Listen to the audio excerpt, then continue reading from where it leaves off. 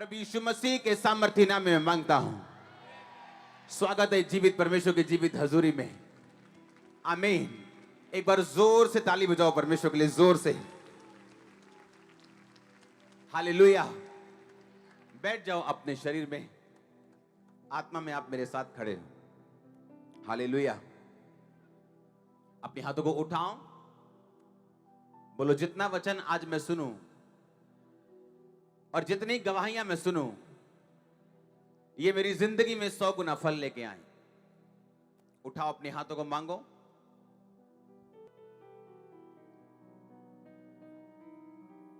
प्रभु यीशु मसीह के नाम में। God bless you all. आमीन। तारीफ करो जोर से।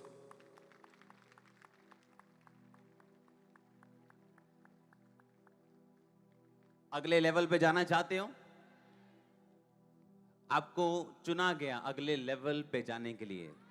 सुनो,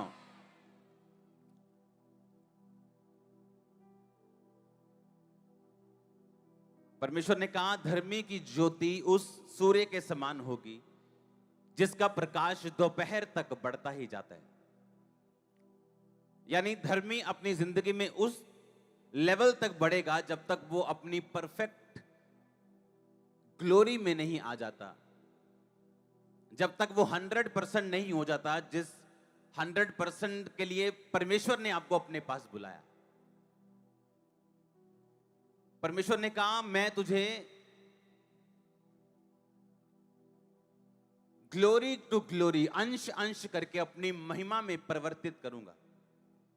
और धर्मी की ज्योति आसमान के सूर्य की नहीं, जब तक वो दोपहर तक उसका प्रकाश बढ़ता ही जाता है, उसकी गर्मी बढ़ती जाती और दोपहर के बाद वो डाउन होना शुरू होता है, उसी तरह से धर्मी की ज्योति दोपहर तक बढ़ती ही जाएगी और डाउन नहीं होगी।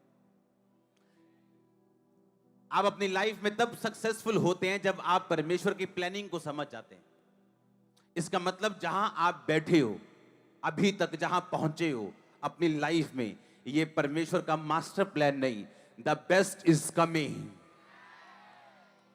Don't worry, the best is coming. और उस नेक्स्ट के लिए मैं आपको तैयार करूंगा आज।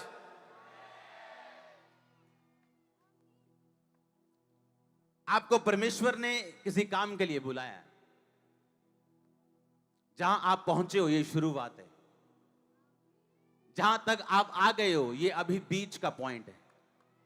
The best is coming next. परमेश्वर ने कहा धर्मी की ज्योति सूर्य की नहीं बढ़ेगी, जब तक वो दोपहर तक बढ़ता ही जाता है। तुम बढ़ते जाओगे जब तक तुम परफेक्ट नहीं हो जाओगे। इसका मतलब अगर परमेश्वर ये चाहता है तो ये अपने आप नहीं होगा। मेरा कुछ रोल है, प्रभु का कुछ रोल है। अगर अंधा सड़क के किनारे ना बैठा होता जहां से वो यीशु मसीह को पुकारता, और अपने घर में बैठा होता ये सोच के कि मैं तो अंधा हूं, मैं कैसे जा सकता हूं, काश कोई यीशु मसीह को मेरे पास ले आए। और बाइबल कहती वो अंधा सड़क के किनारे पुकारता चला, जब उसको मालूम हुआ कि वही यीशु मसीह मेरी आंखों के सामने, यानी मेरे सामने से गुजर रहा है, जिसको मैं देख नहीं सकता, लेकिन ये वही है जिसने आंखें दी हैं लोगों को। और उसने पुकारना शुरू किया, हे दाऊद की संतान मुझ पे दया कर। और बाइबल कहती परमेश्वर ने इग्नोर किया उसको। आंखों की जरूरत है और परमेश्वर उसे इग्नोर कर रहे हैं, चेले भी उसे डांट रहे हैं। पर एंड में the best is coming next आया कि नहीं, और वो हील हुआ कि नहीं। तो आपका रोल है आपके बेस्ट तक पहुंचने के लिए। और आज संडे हमारा इकट्ठे होने का मकसद यह है कि आप अपने बेस्ट तक पहुंच सकें। हर बंदा हीलिंग लेने नहीं आया, हर बंदा प्रोफेसी लेने नहीं आया, और हर बंदा वचन लेने भी नहीं आया। हर एक की जरूरत अलग अलग है, लेकिन ये पक्की बात है परमेश्वर की ओर से कि परमेश्वर आपको आपके बेस्ट तक लेके जाना चाहता है। अपने हाथों को उठा के बोलो मेरे सारे प्लान खत्म हो जाएं और परमेश्वर के प्लान शुरू हो। अब गुस्सा नहीं होना जब वीजा नहीं लगे तो। हाँ, द बेस्ट इज कमिंग। ये मैंने आपको कुछ कहा है, अगर आप समझ जाएं तो आपका प्लान अच्छा हो सकता है, पर वो परमेश्वर के लिए अच्छा नहीं है। वो बेस्ट आप ले सकें, आपको वचन को खोजने की जरूरत है।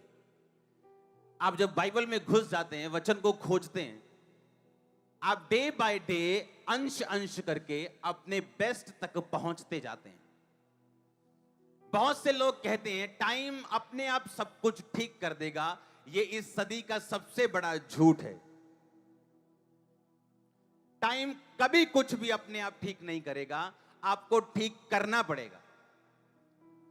इसीलिए परमेश्वर ने कहा, मांगो तो दिया, ढूंढो तो तुम, खटखटाओ तो तुम्हारे लिए।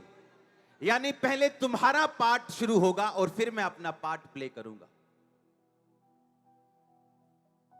पहले तुम शुरू करोगे और एंड मैं करूंगा, परमेश्वर ने कहा।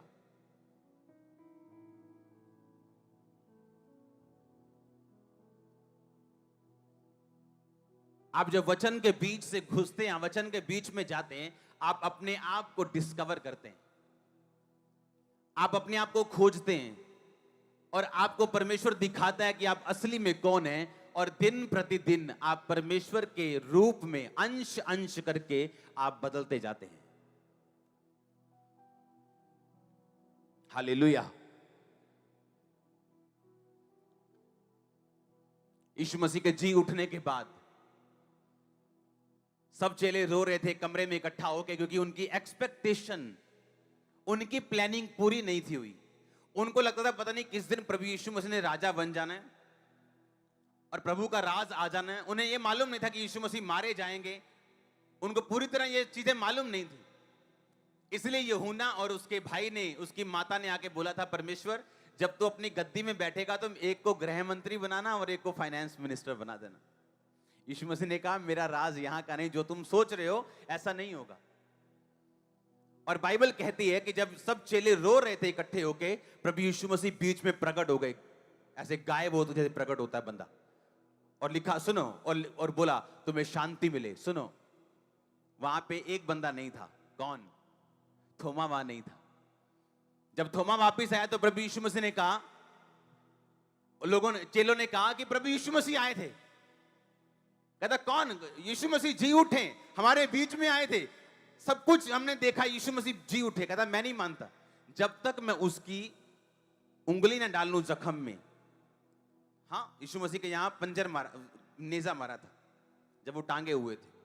उसने कहा मैं उसके जख्म देखना चाहता हूं, तो फिर मैं यकीन करूंगा यीशु मसीह जी उठे। और यीशु मसीह प्रकट हो गए फिर से। थोमा को बोला, थोमा ये देख, सुनो, ये देख मेरे हाथ और देख मेरा जख्म, उंगली डाल के मैं सचमुच जी उठा हूं। ध्यान से सुनना, सुनो, ध्यान से भी सुनो। अगर एक चेला यकीन नहीं करता तो क्या मैं उसको एक जख्म दिखाऊं या उसको मुर्दा जिंदा करके दिखाऊं तो यकीन करेगा? अगर कोई यकीन ना करे और किसी अंधे पे हाथ रख के प्रेयर और वो देखने लगे, क्या वो यकीन नहीं करेगा? करेगा ना। प्रभु यीशु मसीह ने एक व्यक्ति को विश्वास में लाने के लिए, उसकी लाइफ में काम करने के लिए एक मिरेकल नहीं किया, अपना जख्म दिखाया। आपकी लाइफ प्रभावशाली तब होती जब मसीह में आप जख्मी होते हो।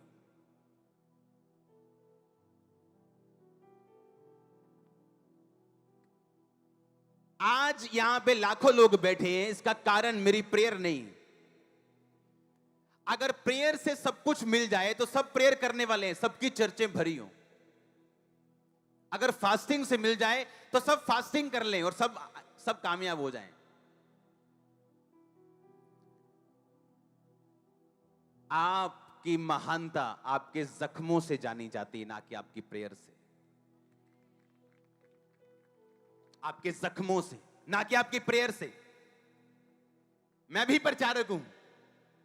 क्या करेगा तेरा प्रचार जब तेरे जख्म ही नहीं? अगले लेवल पे जाने के लिए जो आप डिजायर करते हो, आपको जख्मों से होके गुजरना पड़ेगा, जो बहुत से लोग नहीं चाहते हम गुजरे। आप एक्सपेक्ट कर रहे हो मेरा वीजा लग जाए अभी। आप सभी को जय मसीह की। दोस्तों, मेरा नाम है रोहित कुमार। आप देख रहे हैं द इशू इंस्पायर चैनल में आप सभी का स्वागत करता हूं। दोस्तों, आप सभी लोगों के बीच में लेके आ चुका हूं सूर्य निकलने से पहले पाप करने वाले व्यक्तियों को सभी लोगों से कहना चाहता हूं कि इस वीडियो को जरूर देख लें। दोस्तों, आज मैं आपको कुछ ऐसी बातें बताने वाला हूं कि जो कि आप लोग अपने जीवन में सूर्य निकलने से पहले ही पाप कर लेते हो, और वो पाप आपके पूरे दिन को बर्बाद कर देता है। आप जिस काम को करना चाहते हैं वो काम आपका बर्बाद हो जाता है, वो काम में आप लोग नाकाम हो जाते हो। लेकिन मेरे प्रियो, मैं आप सभी लोगों से कहना चाहता हूं कि आप लोगों को मैं ऐसे कुछ बातें बताऊंगा जिस चीज से आप लोग अपने जीवन में सूर्य निकलने से पहले जो पाप करते हो उन सब चीजों से निकल सकते हो, और अपने जीवन को आप लोग नष्ट होने से और अपने कार्य को नष्ट होने से आप लोग बचा सकते हो, और आप अपने जीवन में प्रभु आपके कार्य पे आशीष भी देगा। दोस्तों, सर्वप्रथम मैं आपको बताने वाला हूं, यहाँ पे लिखा हुआ है यीशु मसीह ने अपने जीवन में और उपदेश में सिखाया है कि पाप से बचने और सही मार्ग पर चलना आवश्यक है। यदि आपके द्वारा साझा किया एक संदर्भ में किसी विशेष वीडियो का उल्लेख किया गया है और उसे संभावत लोगों को प्रेरित करने और पाप से सावधान रहने का संदेश भी परमेश्वर ने दिया है। दोस्तों, यहाँ पे परमेश्वर कहता है कि यीशु मसीह ने इस बात को बताया है कि आप लोगों को अपने जीवन में पाप में उन्होंने बहुत ही जोर दिया है कि लोग आज पाप से निकले, क्योंकि परमेश्वर ने जब इस संसार के लिए उन्होंने सूली पे चढ़ा तो उस पूरे संसार के लोगों के पाप को अपनी पीठ पर लाद करके उन्होंने अपने जीवन को दान कर दिया लोगों के लिए। और परमेश्वर ने इस बात को बहुत ही फोकस किया है। उन्होंने कहा है कि आप लोग पाप से ज्यादा बचो और प्रभु के वचन पे हमेशा अपने जीवन को व्यतीत करो, क्योंकि मेरे प्रियो हमारे जीवन में बहुत ही इंपॉर्टेंट है। यहाँ पे परमेश्वर का वचन कहता है पाप का परिणाम क्या होता है। पाप का परिणाम मैं आपको बताने वाला हूं कि पाप आत्मा को कमजोर करता है। पाप जो होता है वो एक इंसान है जो मसीह जीवन जीता है, और अगर वो पाप कर बैठा तो प्रभु कहता है कि पाप जो होता है वो आपकी आत्मा को कमजोर करता है और व्यक्ति को ईश्वर से दूर करता है। यानी कि अगर आपने पाप किया है तो आपके अंदर जो पाप होगा वो आपके मन को, आपके तन को और आपके आत्मा को वो कमजोर कर देगा, यानी आपके पूरे शरीर को वो कमजोर कर देगा। और जो परमेश्वर कहता है कि व्यक्ति को ईश्वर से बहुत ही दूर कर देता है। वो चाहे भी जितना भी पास रहता हो, प्रभु के वचन को पढ़ता हो, प्रभु के वचन के तहत जीवन को व्यतीत करता हो, अगर वो अपने जीवन में पाप किया तो दोस्तों परमेश्वर कहता है कि उसको परमेश्वर से बहुत ही दूर जाना पड़ेगा। परमेश्वर कहता है कि आप लोग अपने आप दूर हो जाओगे। क्यों? क्योंकि हम लोग पापी हो जाते हैं।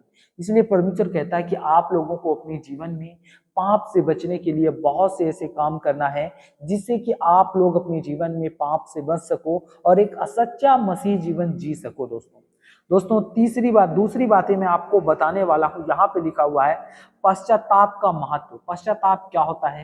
यानी कि आपने कोई चीज किया, जैसे कि हमने पाप किया, मान लो उस पाप को हमने अपने जीवन में परमेश्वर के पास जा करके पश्चाताप कर दिया कि हे सर्वशक्तिमान परमेश्वर, हमसे गलती हो गई, मैंने पाप किया, मैं पापी हूँ। तो दोस्तों उसको क्या बोलते हैं? पश्चाताप बोलते हैं। और पश्चाताप करने से हमारे जितने भी पाप होते हैं वो मुक्त हो जाते हैं।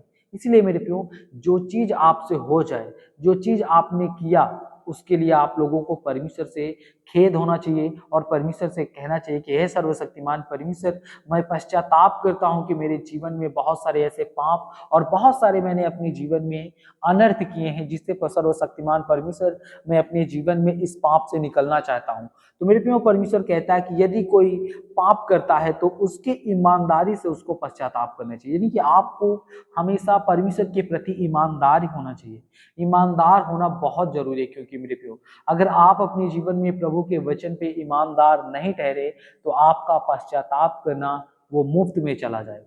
इसलिए मेरे प्रियो, विश्वास एक ऐसी चीज होती है जो आपको अपने जीवन में किसी भी मुकाम पर पहुंचा सकती है।